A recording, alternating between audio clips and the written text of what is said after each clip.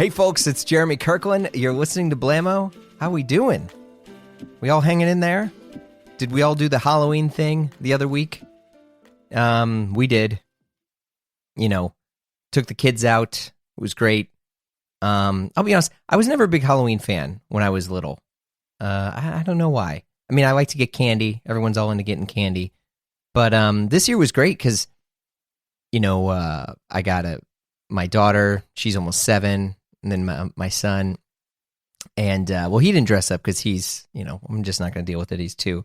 But she dressed up and she was having a ton of fun. And I went out with my brothers and the kids. And it's cool to watch kids do stuff, And I was just like, man, this is great.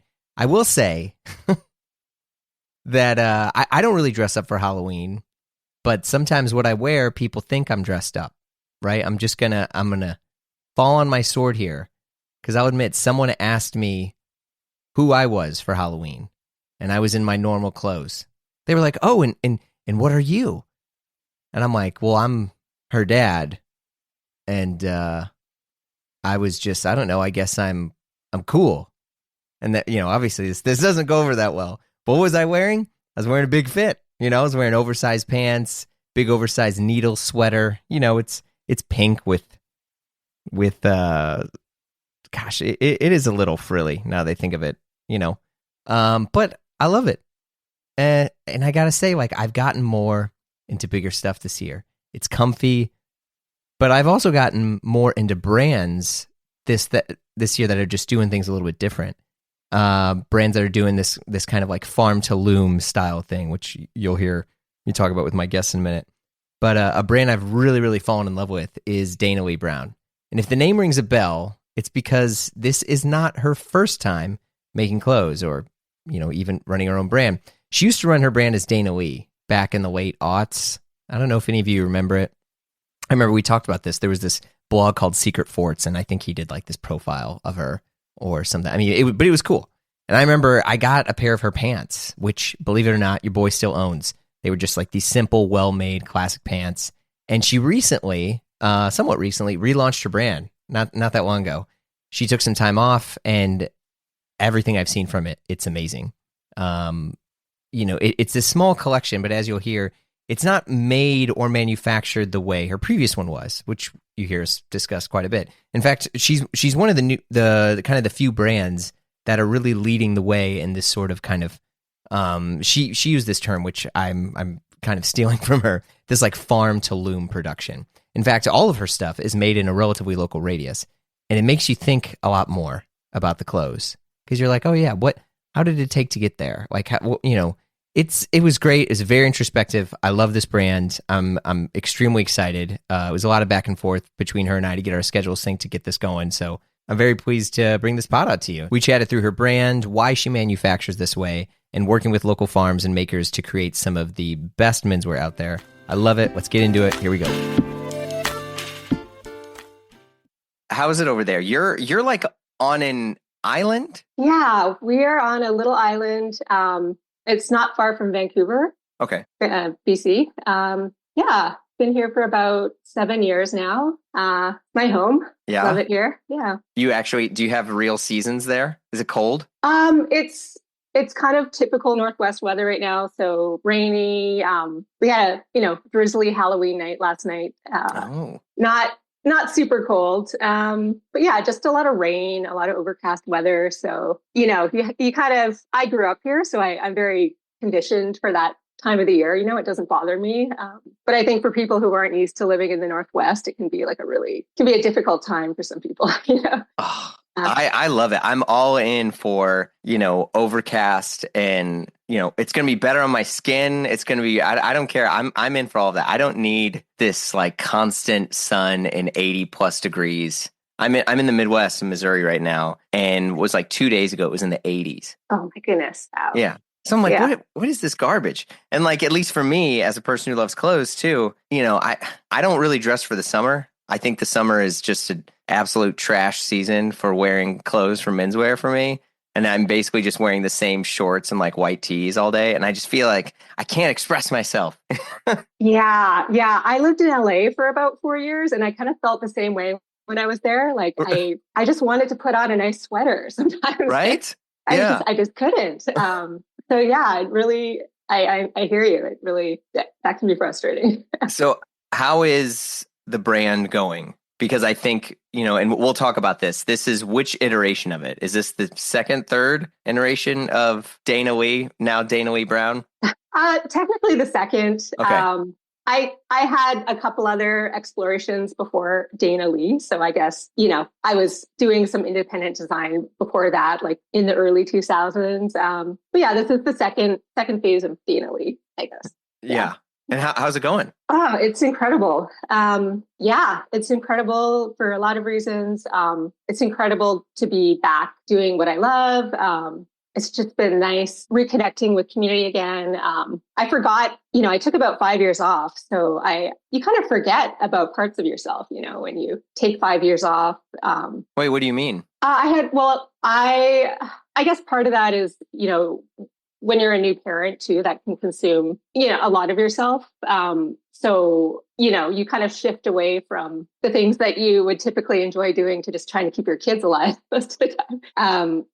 Just being in that phase for a few years, which I genuinely loved. I just it wasn't what I was doing before. And yeah, just now finally being in the time of my life where I can really delve back into, the idea of clothing, fashion, and so many new things that I never explored before. It's a really exciting time for me.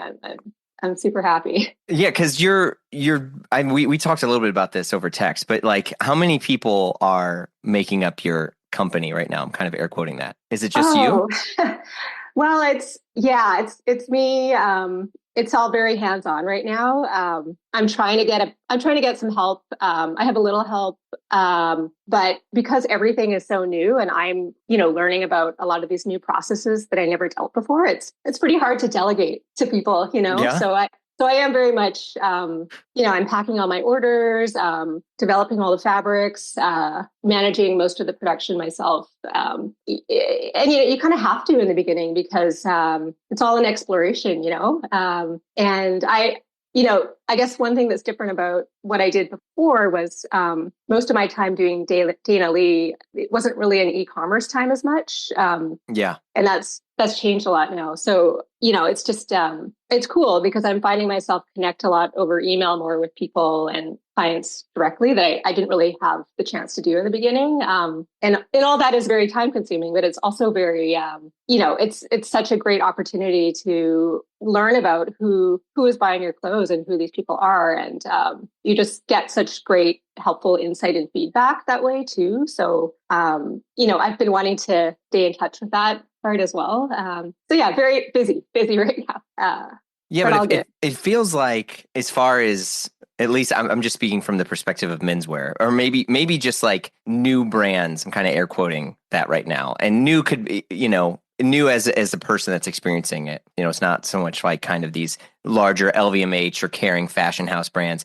I feel like because of the like onslaught of luxury that everyone has experienced, so much that like people are just like, I don't want that anymore. Like, I want to wear clothing from a brand where I can talk to someone if I need to. I can learn more about their manufacturing. I can learn more about their design process. And it's interesting because I feel like, as a person who's, been buying clothes and been in the industry, for a long time, I think initially that was the worst thing, right? Like, you can never look small. Like, I remember people that had brands and they would have business cards and they would have other email addresses for other, colleagues, I'm air quoting, that like worked for them that weren't real people, because you wanted to look big, because you wanted to look like, hey, Barney's or whomever wants to work with me because we're legit. We have a bunch of stuff.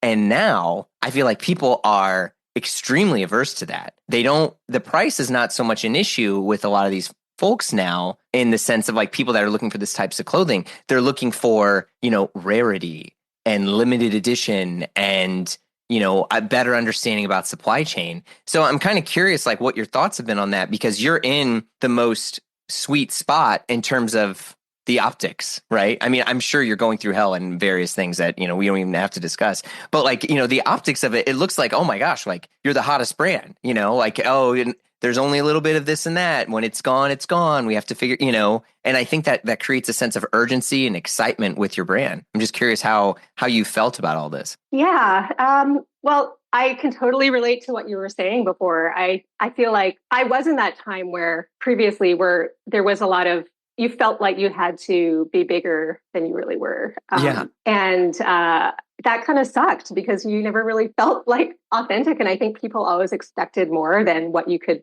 deliver as an individual person or small company. So, it's difficult trying to maintain that.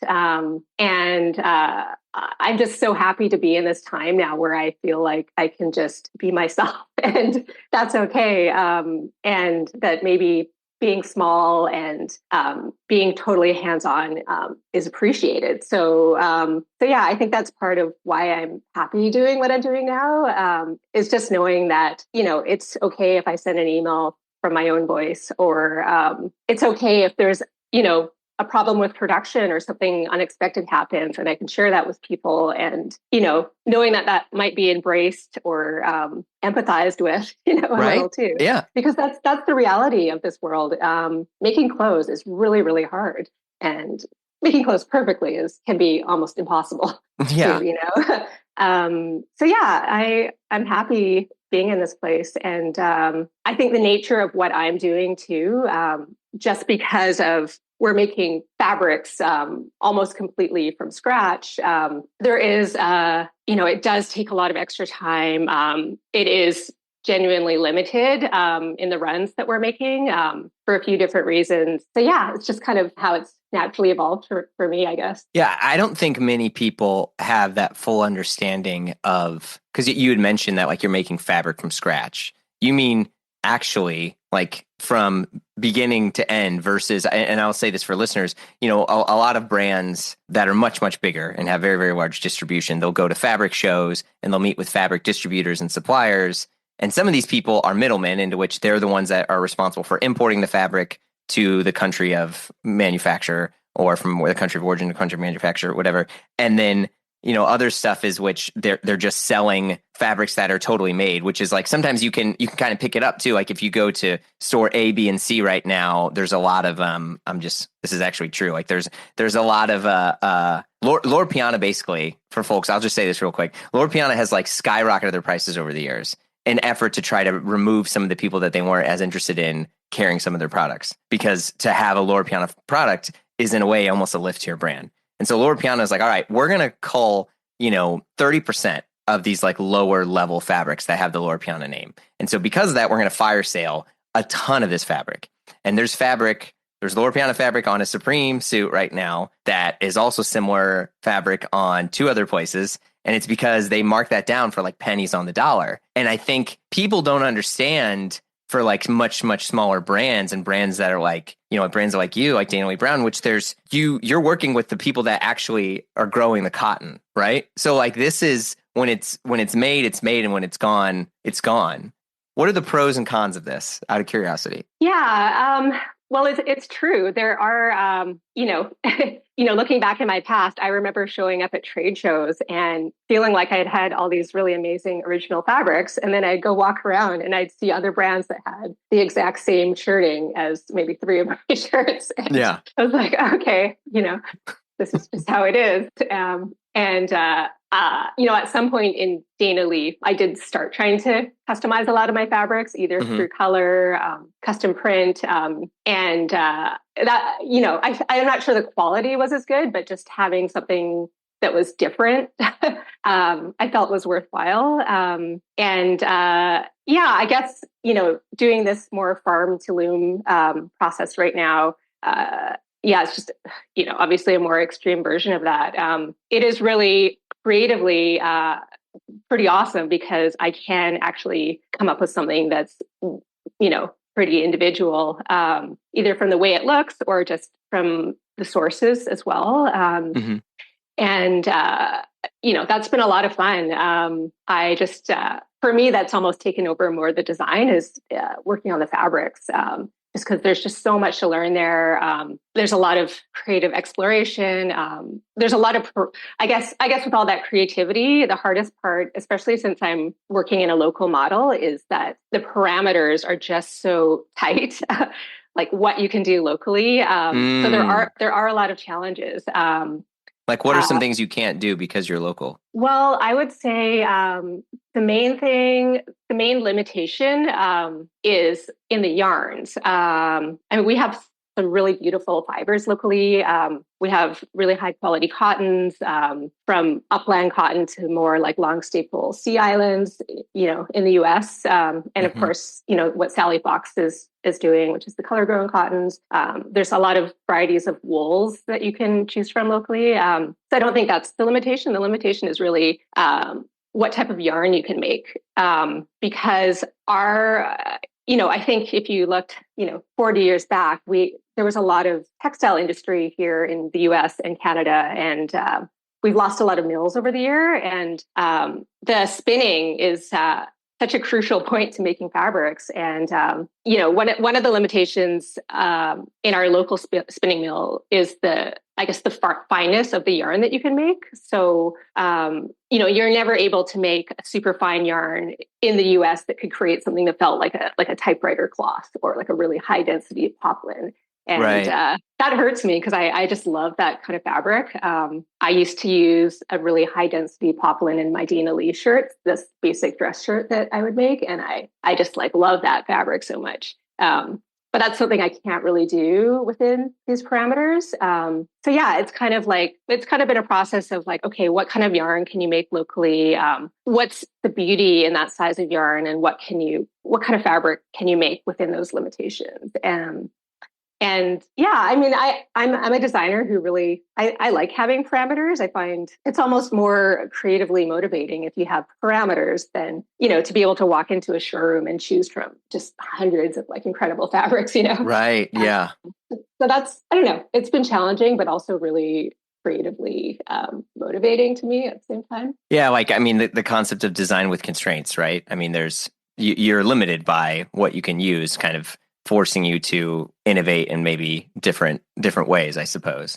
But even then, I mean, isn't the innovation, and I think this is the thing, like, isn't the innovation the fact that it's limited? Because I think with clothes, we kind of expect the impossible because we don't know. I think many of us have been so naive and ignorant to, and this is not to shame. I want to be very clear. This is not shaming anyone, but we've been so like naive and ignorant to how incredible technology has evolved in clothing manufacturing over the years. I mean, I'm not talking about Industrial Revolution. I'm just talking about tape seams and welded, panels and like laser cut stuff. And I think that's incredible. But I think it does remove a lot of the joy, I think, when things can be so automated. So when you're designing stuff the way you are, it feels like there's much more personality in the clothes. And that, like, to me, especially in, I'll admit, like, my own vanity here, that like I want to have things that are unique and different and special. And I approach that with furniture. I approach that with food. I approach that with art and many other things in my life. Like, why am I somewhat averse to that in clothes? And I think, because that's the thing, because I've talked to a few people about your brand. And they're like, oh man, it's good, but it's kind of expensive. And I'm like, it's not fucking expensive. Like, this is not, it costs so much to make these things, and I'm curious how you've thought about price and in the, in part of the like education to make people understand about like the true cost of what you were saying, farm to loom. Was that the phrase you used? Yeah. Yeah. Yeah. I guess, just to put things in perspective, my former work I look back on and I'm like, wow, how was I able to make a pair of pants that was made out of Japanese fabric, cotton sewn in San Francisco, and have it retail for like under $200? And, that was my price point when I was doing my former Dana Lee work. And, and I look back at my career then I'm like, well, the reason I was able to sell things for that cheap is because I wasn't paying myself, first of all. Oh, there you go. Yeah. So, So, I had a lot of years where I tried to keep my product at an accessible price point. But it wasn't easy for myself. And I think that's part of the reason why it took me so long to just want to get back into this again. So because there's so many other, even without this farm to loom model, there's so many other steps that are costly when you're making clothing. And if you make a little mistake on top of that, you can just lose your whole margin. In that time where everyone was having to do wholesale to survive too, there was a lot of pressure with delivery dates, delivering things perfectly. Bagged and tagged correctly, some of these things. Yeah. Yeah. And there's a lot of cost in that. If you make a mistake, it's all on you. You have delivery canceled. Payment terms that are absurd. Yeah. So it's tough. So I think, aside from the whole, clothing model, that farm to loom model I'm doing now, I really had to take all those things in consideration from what I learned in the past. Because if you're not able to keep your business going, then really what's the point? You have to create something that is sustainable. If you want to be able to provide clothing to people continuously, you have to have a sustainable business model. So I learned a lot of lessons through that. But that's just now looking at the true cost of doing the farm to loom production.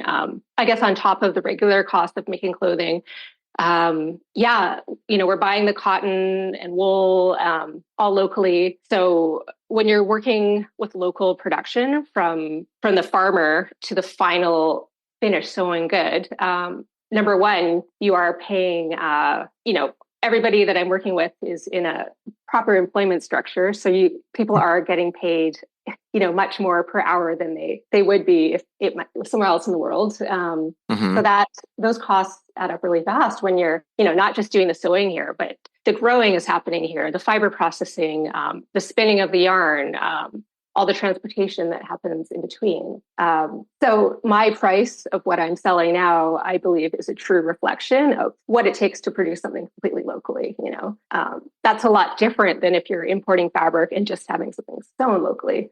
So there's already like a lot of cost built into the process of localization. And then on top of that, some of the fibers are quite expensive that I'm working with. The Rambouillet wool that we're using for all the sweatshirts is a really luxurious premium wool.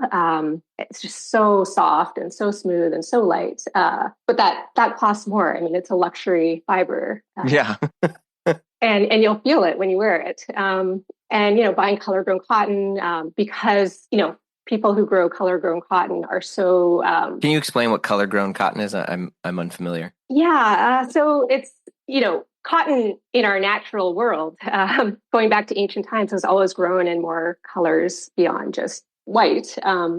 And through the industrialization of cotton, cotton has just become white, partly out of fear of cross-contamination. So colors actually grow in all these beautiful shades beyond white, like various shades of brown, various shades of green. I've even heard about bluish cottons being in existence at one point. Yeah, so it's incredible. You can, it's possible to make clothing in these really lovely shades without the use of any dyes. Also, these colored cottons are a lot more hardy. They're a lot easier to grow without pesticides than conventional cotton. They require less water. So it's, when you think about all these benefits, it's really sad that this has been sort of cut out of the picture through the industrialization of cotton. But yeah, there's people, Sally Fox, who's based in Northern California, going back to the 80s. Yeah, she's a legend. Yeah. She's a legend. Yeah. And she's, when most people think of colored cotton now, they think of Sally, and she has done so much to preserve and, I guess, develop colored cotton. But also, colored cotton is indigenous to South America, parts of the southern U.S. So it also grows in other places in the world as well. Yeah. Yeah. Can I ask a question that may sound kind of silly? Like at what stage were you in your career when you learned about more of the farm to loom types of manufacturing and design? Yeah. It wasn't until I stopped that I really started exploring that. when I was doing Dana Lee, I was just so busy just trying to keep get to the next season, Right. So there wasn't a lot of, time to really stop and reflect. And when I did, I'm so grateful that I did take a break, because having that chance to really stop, breathe, reflect, and just think deeply, about things. It was such a gift. I mean, I was kind of crushed when I had to stop originally, but it ended up being the best thing, because Why did you have to stop for it's my parenting? I had I by the time my second kid came along, my husband travels a lot from work, and we were just so stretched, and Yeah. him having the more regular income, it just made sense that I should be the one who stops. And I did want to. I wanted to be there for my kids too. I didn't want to feel distracted constantly and stressed out, and all the things you feel when you're running a small business. Yeah.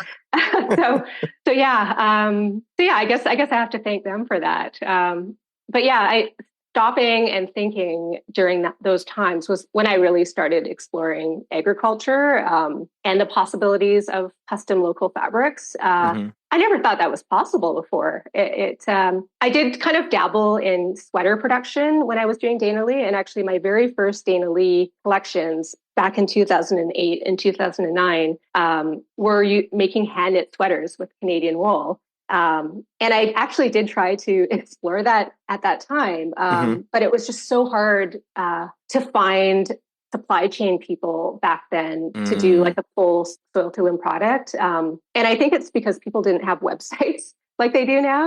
Yeah. And I think if I tried to do something like this, earlier in the 2000s, it would have been hard just because nobody is online like they are now. So yeah, it's a lot's changed. And just having the accessibility that has been created through the online possibilities has, I think, contributed to making this possible now, whereas I'm not sure I would have been able to do it 10 or 15 years ago. Yeah. I think one of the most beautiful things about what you were just saying, though, is the fact that, you stopped to take care of your family to do what was really important, which obviously, I mean, I think the role of a parent, as I have two kids myself, like it's amazing and it's also awful at the same time. But when you look back at it, that part was amazing too. And I feel that all the time, this pressure into which I need to take this day off, or I need to stop, or I need to pause for one moment. But I'm always terrified of being irrelevant when I come back. And I'm curious how you handle that, because obviously you're flourishing. You're crushing it by everyone else I know, and people that love your brand, have seen your stuff. So how did you get through some of that parts without feeling this level of identity crisis? And I am apologize if I sound like I'm projecting. I want to be clear, but I'm just curious. You're actually no, you're nailing it. I definitely felt a lot of those same feelings. And yeah, stopping, getting out of the industry and stopping was just terrifying for me. I felt yeah, I just felt like my life was kind of over professionally. Yeah. Especially being a woman, I feel like I don't know. I feel like it's a little different than women and men too. Where it is different. It's okay to say that. Yeah, I agree with okay, you. yeah. So there was some, yeah. There was a lot of fear, and I kind of got to the point where I was just like, yeah, that chapter of my life is over. I'm not gonna, I'm not gonna get my hopes up about any possibilities, and I'm just gonna make the best of where I'm at now. And living in Bowen, my two kids, my family, really incredible new friends that I had made who were outside of the industry. I got to a place where I was very satisfied with that, and I felt very full. And I didn't feel like I needed to make clothing anymore. Ooh. And yeah. So getting into this, it really took finding something that pulled me in and felt important for me to get back into this. And What was it? and it was really exploring agriculture and exploring the possibilities of what you can do locally. And it took really that to feel like, wow, I'm excited creatively. I feel like this is an important world to explore and to share with people. And I'm not sure what I'm going to find. I'm not sure why this is important, but I just felt like this absolutely needs to be explored. And so, yeah, that's kind of how I got into it. And it's a different feeling. It's a different feeling coming back and doing something when you feel like you don't need to do that to be happy, but you're going to do it. You're going to do it, So it's a different, I don't know. It's different now. Wait a second. I got to get my bids in on the Bezel app, but more on that in a minute.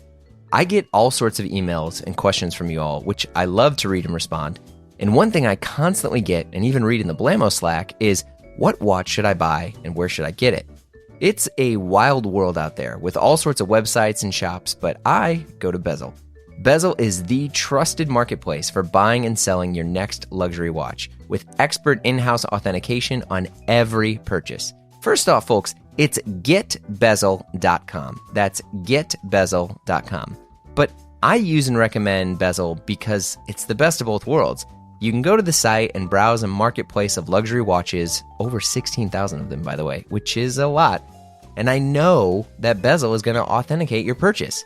Or you can create an account and get connected with your own private client advisor, called the concierge.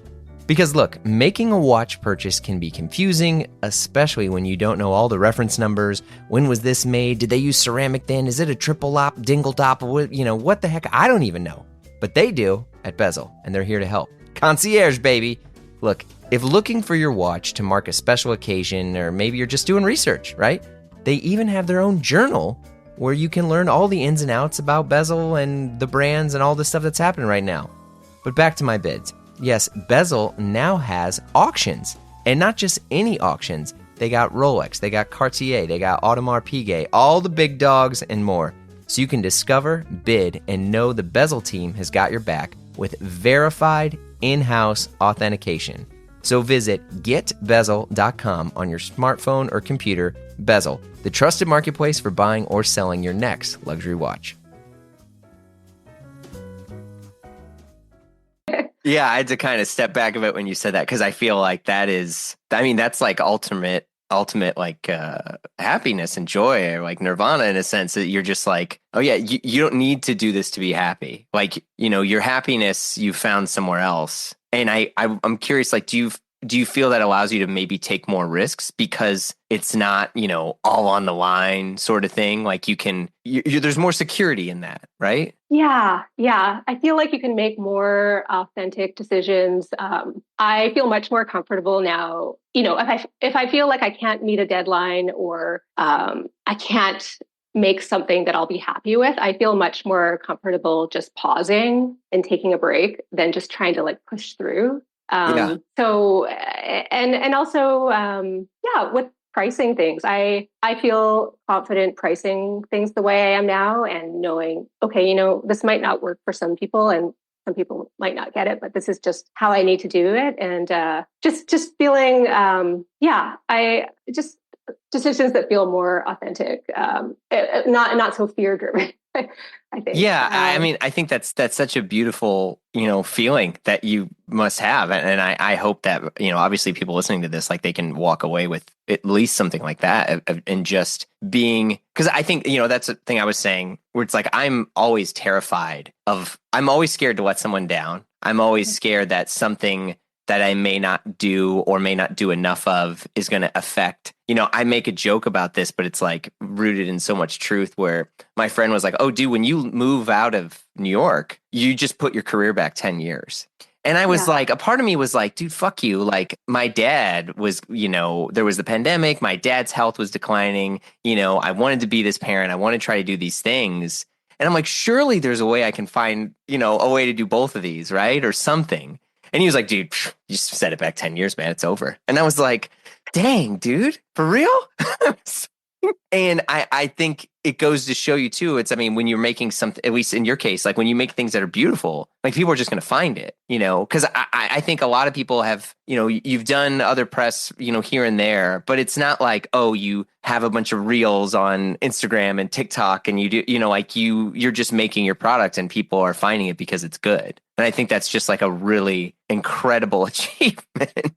Yeah. Yeah. Yeah. I wasn't expecting it. I really, I wasn't, yeah, I'm really grateful that, it has resonated with people and sort of found its way to people, or people have found their way to what I'm doing.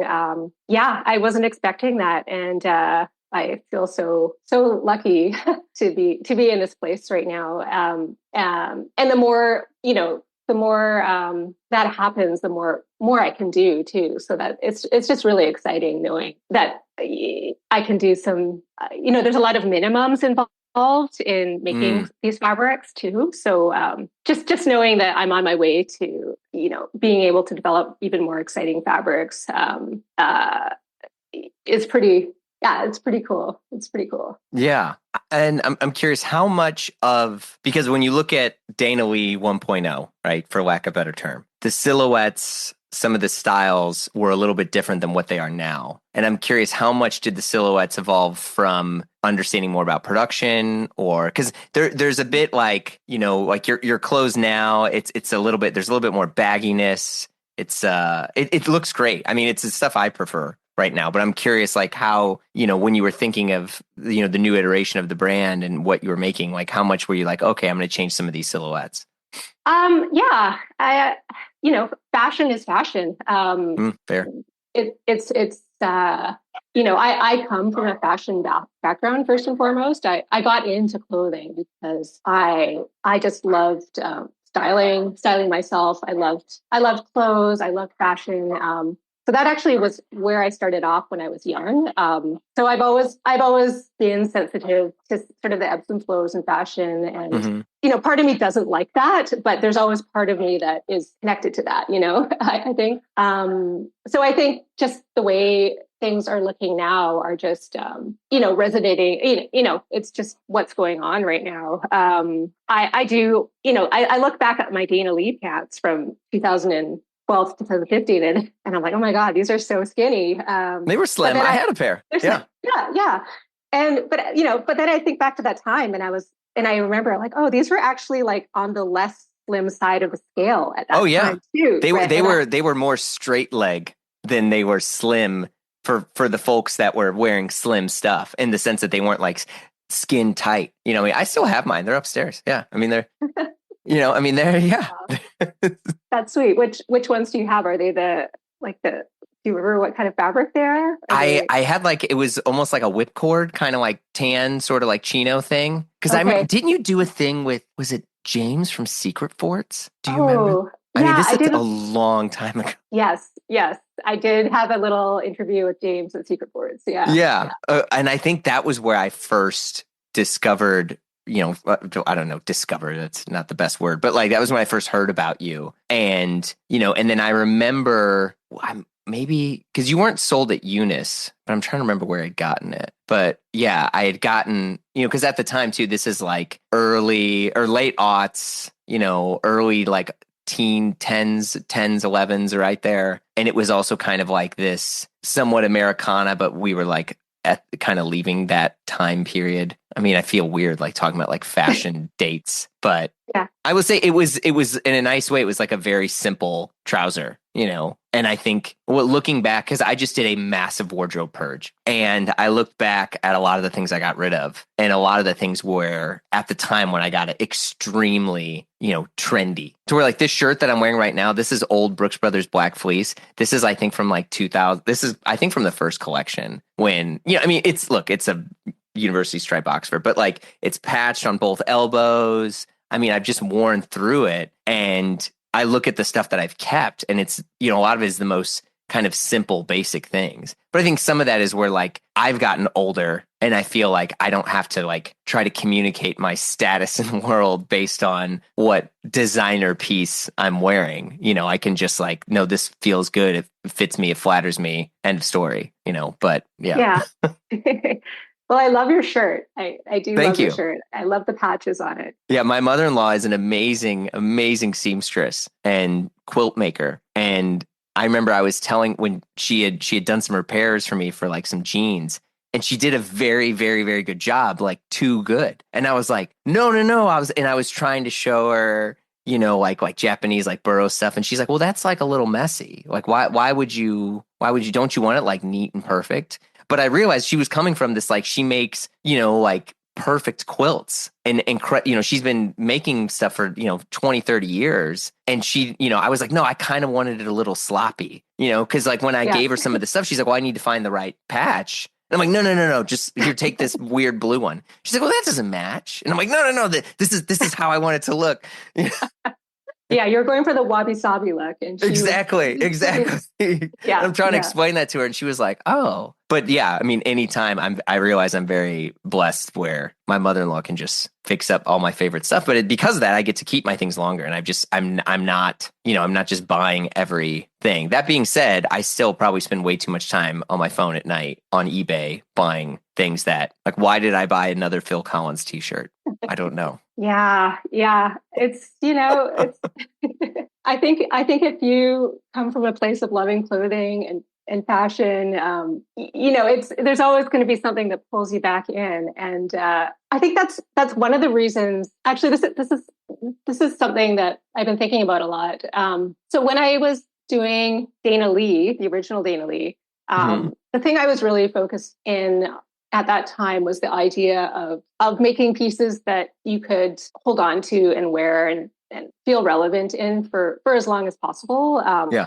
So, constantly trying to figure out a way to make that work. And, I was very drawn to the idea of staple-minded clothing that you could style really easily, integrate, kind of make your own. Longevity. And I think that's been a big concept lately. But being here now and looking back since I started, I mean, I've been doing this for almost 20 years now. And I have to say, I really haven't seen any change, even though we're all caught up in this idea of, wearing clothing for long periods of time and sort of timeless design. I haven't seen anything really slow down in terms of people's buying habits.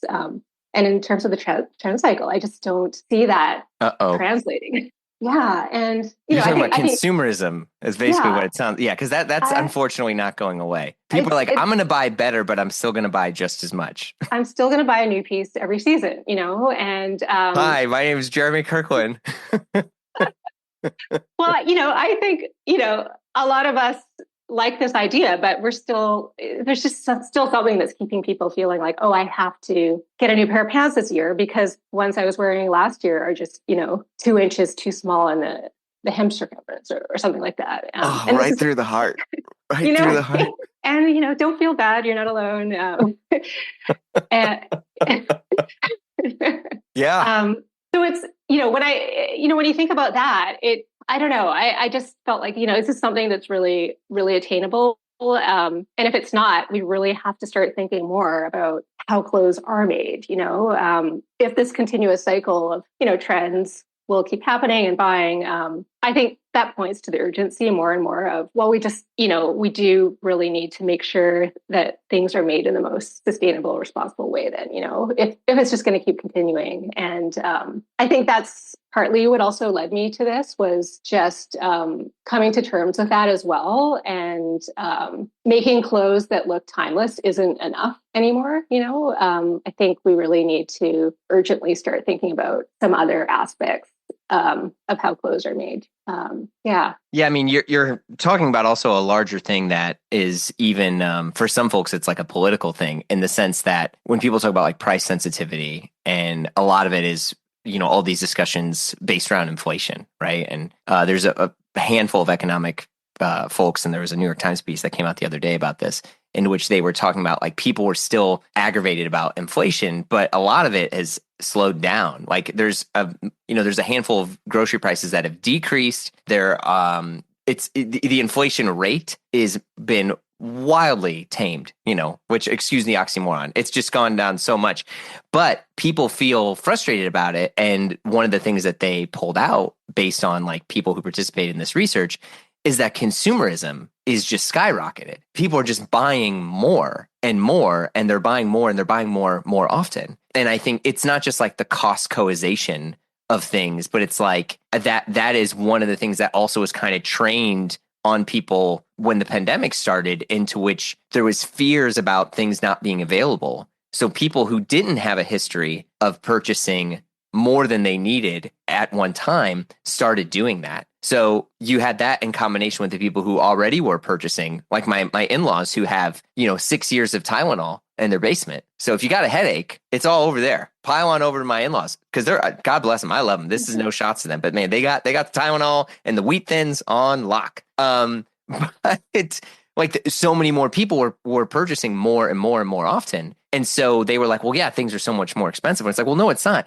You just don't need this much. And I think that's a really, really difficult thing to tame, especially in America, in a place where people are like, my wallet is literally my individuality. And so I should be able to buy what I want when I want. And I think that's such a hard thing to swallow and process. Because even me, where I'm like, yeah, I'm going to buy less. But yeah, I mean, I've already bought 3 coats this year. I'm looking at 2 more. There's 4 pairs of pants that I want to get. I was like, I have so much shit that I threw out all this stuff, and I'm like, well, I got a big hole in the wardrobe now. It's time to repair it. I don't know who I am. I got to buy some more things, and it's like, damn it.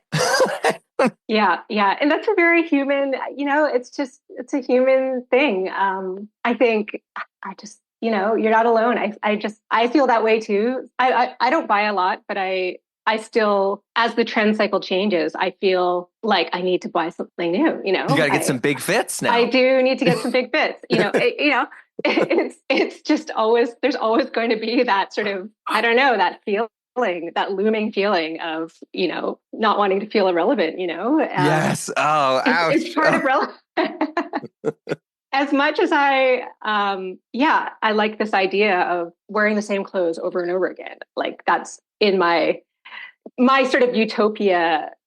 That's how it would be, but in the real world, for people who are interested in fashion, there's always going to be this pressure of feeling irrelevant and feeling the need to buy something new. And I just, like I said, I haven't seen that change through all this talk about, buying clothes that will last for like 10, 12 years. You still see people, they'll buy that coat, but then they'll buy the new version the next year. Which if you're a brand, that's kind of what you want, correct? No? Well, it's also very hard to survive as a company if someone is just buying something every 5 years. I mean, you can't, it's not a sustainable model, So yeah. I just don't believe, I don't know. I believe that was possible at one time, but I just don't really feel like it's as possible as people want it to be. And yeah, I think with that in mind, I do, that's really what led me to feeling the need to focus more on natural fibers, and the beauty and value in natural fibers too. And just bring more attention to, okay, if we are going to be making and buying all these clothes, like, what is the best possible way we can be doing? How can we be doing this in the best way possible? Yeah, you're like, listen, if you clowns are going to buy a ton of crap, you're at least going to buy stuff that's good and isn't going to destroy the world in the process. Yeah, that's a big part of it. It's. I get it. Yeah, it's yeah.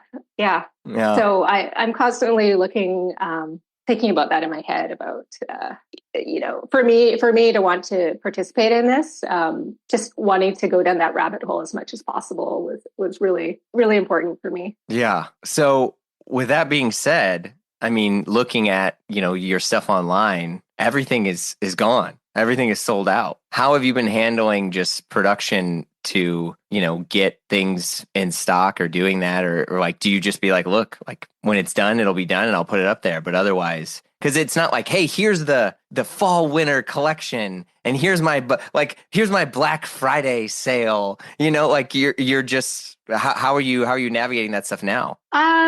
Yeah, I am trying to get more on season. That's something I didn't worry too much about in the beginning, because I was just trying to get product out there in the time that it took. So I am, because a lot of the fibers that I'm working with are seasonal. There's a lot of wools in the collection. I am trying harder to get those out, in the fall. Right. Makes sense. Yeah. Yeah, yeah. And that's slowly happening. I'm working on fall development right now, and ideally, I'd love to be putting that out now, but it'll probably take another 3 or 4 weeks before I have that out. That's fine because I mean we're in global warming right now, so I still can't wear any of the sweaters that I purchased for this year. They're in my. Wow. I tried to put one on today, and I was able to wear it to drop off my kid this morning, and back in the drawer it went because it's 72 out now. Wow, that's so hard to wrap my head around here. Just being on Bowen right now, looking out the window. Yeah, that's incredible. What are your winters like? Are they well, in terms of St. Louis, so there's a movie called Waiting for Guffman, which is a Spinal Tap done by the same people that made Spinal Tap and a lot of other things. And there's a fictional town they live in called Blaine, Missouri. And one of the jokes they say is like, oh, if you don't like the weather here, you just wait, 5 minutes or whatever. But there's a sign in the airport in St. Louis that says, if you don't like the weather, wait 20 minutes. And it's kind of true. It's not like Colorado, in which you have if you're in the shade, it's freezing. And when you're in the sun, it's hot, because obviously we're not at a higher elevation. But the Midwest is just wildly unpredictable. It's generally pretty humid. And when it's hot, it's gross. And we used to have really bitterly windy, cold weather and a decent amount of snow. But now we've had relatively mild winters and only, maybe 30 plus days a year where it's below freezing temperatures, which is also weird because of how much it affects wildlife. There's armadillos in St. Louis now, which was not something I remember growing up seeing at all. So yeah, I mean, I'm just glad that I travel a lot, into which I can be well, I'm going to go, I'll be in New York or I'll be in, wherever here. And I know I'll need a sweater, but it's becoming less and less relevant. And I'm smack dab in the middle of the US. So I don't know. So yeah, that being said, the temperatures aren't ideal for a lot of sweater wearing. But I do have house sweaters, which I see you're wearing right now. Oh yeah, I am wearing. I guess you could call this a house sweater. Yeah. Yeah, it's not a pejorative term. I'll be clear. You want to be cozy. That's true. When you are spending a lot of time in your house, you do end up dressing cozy a lot. Yeah. It's all about comfort. And maybe that's partly where where I'm going with fashion too. Living on Bowen is it's not a place where you feel like you have to put on your coolest outfit when you go out the door. If anything, you'll feel out of place. You don't want to. I don't know. I always feel the need to sort of tame it down because I find the way you dress will really affect how you can potentially connect with people as well. And I feel like sometimes clothes can get in the way of that. Yeah, absolutely. Absolutely. So, yeah. Or bring you, clothes are a great way of connecting you with people as well. But I find on Bowen, ever since I moved here, it was really important for me to make relationships with people, not based on clothing at all. So I've just gotten into this mode of just dressing very casually. I've always been a fairly understated dresser, but I think I do that even more so here than, say, when I was living in Manhattan, of course. Yeah. And yeah, I guess that has affected my design a little. Pieces that you can kind of wear at home and transition to the outside world in pretty easily. Because that is my lifestyle now. I spend a lot of time at home. I'm not going out a lot. I want to feel comfortable. I want to look good still, but yeah, comfort. Connection with other people. Those are all things that I'm constantly thinking about too. So yeah, I mean, because I'll say this: you don't have any logos on your stuff. There's not any giant screen printed Under Armour things like the way they are here. There's a lot of great style in St. Louis, but I'm in the same boat now where sometimes I've realized that I'm kind of a bit overdressed for the carpool line, or for, whatever it is for the kid pickup line or for the grocery store. And because I've noticed obviously not being living in New York anymore. There's no runway to go and do it. And so like, I think I'm like, oh man, this is really reduced. And I think for the best, it has reduced my style because I'm like, well, I'm not really gonna, as much as I want that bizarro, cool Rick Owens or Japanese Comme des Garçons thing, like it's not gonna fit here. I'm gonna wear it once when I'm there and that's it. Save And that for the New York trip. yeah, it's helping me focus because even in New York, I'm not there long enough to like do a bunch of things. So I usually pack the same 3-4 shirts, the same 3-4 pairs of pants, chinos, whatever, and a coat, and like that's it. And I was like, oh my gosh, this is so helpful, you know. Yeah. Anyway. Yes. Yeah. So you feel once you get there, do you feel like, oh shit, am I not fitting in here, or are you like, no, this feels right. I think the only thing that's changed is me. Obviously, the city has changed a ton, but I am trying to not care so much about how I want to present myself. And this is not me like not caring about them, but I did this pod with Carino-san of United Arrows, and one of the things he said to me, which totally caught me off guard, is he talked about getting dressed for the other people that you're around. And he was like, oh, I knew I was going to see you, so I wore this, and I knew you liked Ivy style, and da da da. And I was like, oh shit, like what a beautiful and like humble way to present yourself. And that he wanted to present himself to me in a way that made me comfortable. Obviously, I'm sure he's comfortable. It didn't appear that he was uncomfortable, but his main priority was that like, I want to make sure the people that I'm around feel at peace with me and feel safe and comfortable. And it's something I think about now almost every day in the sense that's like, well, how do I do that? But I'm not going to compromise my own identity, right? Like I'm not going to wear like not that everyone here's like a Trump person, but I'm not going to wear like, that I'm not going to wear an Under Armour thing with like an American flag and a skull and crossbones, right? But, I might just not care as much and just wear an old sweatshirt, like that's fine versus like, hey, this is Visvim. It's signed by Hiroki Nakamura in here. Like no one gives a shit about that here. Yeah, that's really beautiful. I love thinking about that, the idea of dressing for someone else to make them feel comfortable. That's right? Really lovely. And I think you can do it without compromising who you are, right? And I think that's the sweet spot is I'm not going to go buy clothes that they would wear that I would never be happy in. It's figuring out what's that middle line. And that's been like my ultimate sort of. But with that being said, like I'm just wearing old polo chinos and old shirts. And then I'm like, okay, I'm going to splurge on a coat, which is why I have a bunch right now. So what was your most recent coat purchase that you picked up? I'm curious. Well, I got my barber re-waxed, which nice. this is how like how dumb it was. When I sent it to them, they were like, well, it's actually not that bad. Are you sure you still want us to re-wax it? And I was like, ooh, ouch, burn. Yes, please re-wax it. A lot of the stuff is I'm just getting altered that I haven't worn in a while. So I got a old duffel coat repaired. I had this Gloverall duffel coat that I got repaired and it was like had moth holes or like moth stuff that was eaten into it. And there's a person up the road who she'll kind of like it's she's not like reweaving on it, but she kind of like added like some little like patch on there that's helped. And yeah, so I mean, to be honest, like I haven't really purchased that much, but it's new to me. I did get a Montbell down coat, but I already have 2 other ones. So I bought it and I was like, what are you doing, Kirkland? And then I got an old chore coat off eBay because I was like, oh, this is a great deal. Nice. So really 2 of them were just repairs and not real. It's true. So it's not as bad. And now that I'm being forced you're downplaying yourself to testify here. Yeah. But it's the consumerism, right? In my head, I'm like, I got to do something, I mean, the amount of times I go to a tailor now that there's some close by, I'm like, oh yeah, well, these sleeves have always been too long. Let me go get that fixed, Yeah.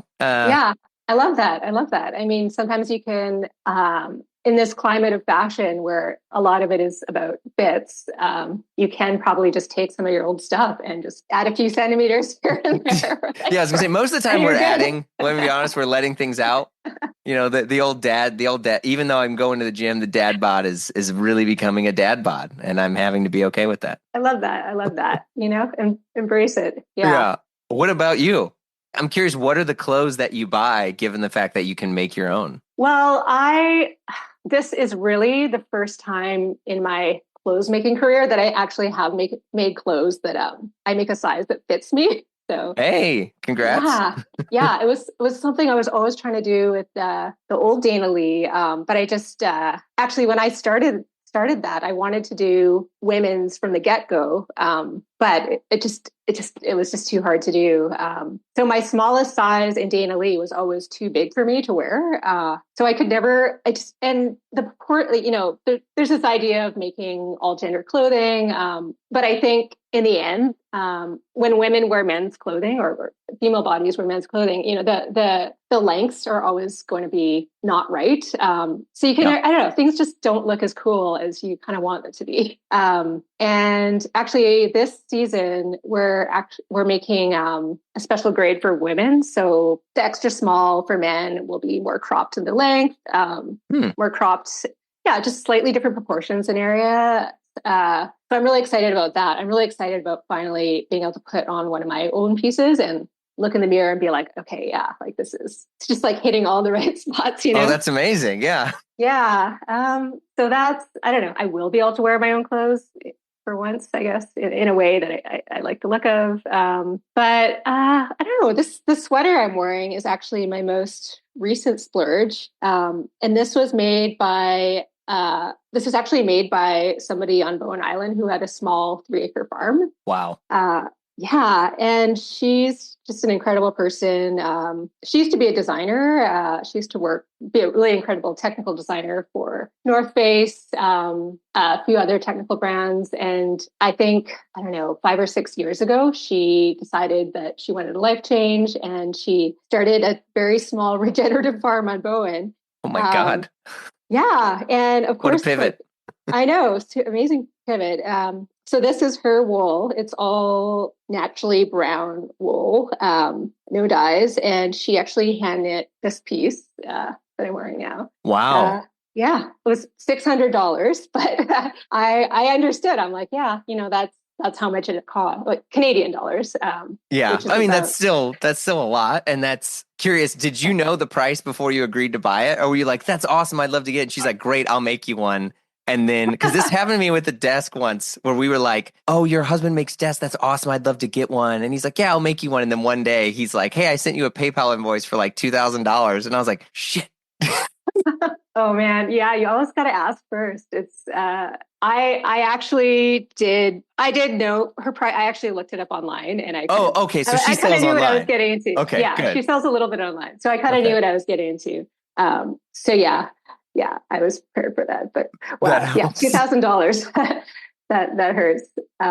Oh, what was worse, I didn't do it. I was like, hey man, I was like, I'm so sorry. I was like, I'm in a bit of a constraint right now. Cause I realized I was like, I can't afford a 2K desk at the moment. I was like, I got all sorts of stuff. And he's like, hey, all good, no worries. He's like, I'll sell it to the next person in line. I was like, perfect. See you around.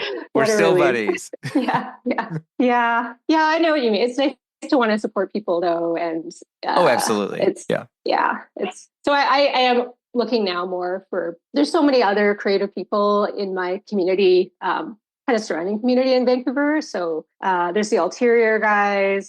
There's James Coward. Yeah. There's a few small local producers on Bowen. So I am, and they're also making like really awesome stuff. So I do tend to buy more from people in my community now than I used to in the past. Oh, that's awesome. Yeah. So yeah, that's kind of where I'm going. And in terms of fits, I don't know. I'm really small. I on a good day, I'm about 105 pounds maybe. And as I work hard and get stressed, and I just like lose more and more. Oh no. So I know I just can like I just sort of like I don't know. Yeah. I can Some of introduce these. you to late night wheat thins. I hear that helps for packing on the pounds, just if you're curious, but The carbo load. Yeah. I don't know. For some reason, I just when I get stressed out, I just like get smaller and smaller. But my point is that the big baggy trend right now, it just looks so like I don't know. I try to put on a pair of big pants and it just looks. I just like can't get it to look. I can't. It yeah. just doesn't look good on me. So I'm struggling with it for myself. Just. I don't know, just how that translates to me and my body. And yeah, I don't know. It's easier just to make clothes for other people, I find. Oh, I think so. I mean, it's I've used to love I love to like dress people But on my own, a lot of times, like I'll text a friend and be like, does this sweater go with this thing? And he's like, dude, what are you talking about? It's fine. And I'm like, I don't know, dude. I don't know. It's on me. Don't forget. I got this bald head I got to deal with. I got all these things. Yeah, it's very normal. I know the feeling. Yeah. Looking at yourself, looking at someone else, I know it's completely different than looking at the mirror yourself. It's just all sorts of weird things sort of go through your head when you are like dealing with yourself versus someone else. Yeah, it's true. Yeah. I just try to hide all that stuff from my kids because one time my daughter like caught me looking in the mirror. She's like, Dad, she's like, why are you trying to be a cool guy? Because like her room has the only full length mirror in the house. And so a lot of times I'll go in there to like check something. And I was like adjusting my pant. And she's like, Dad, are you trying to be a cool guy right now? And I'm like, I've always been a cool guy, Harriet. Chill out. She's One like, day okay. You will know.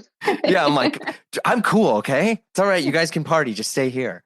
I'm going to be that. No, I won't be that parent, but whatever.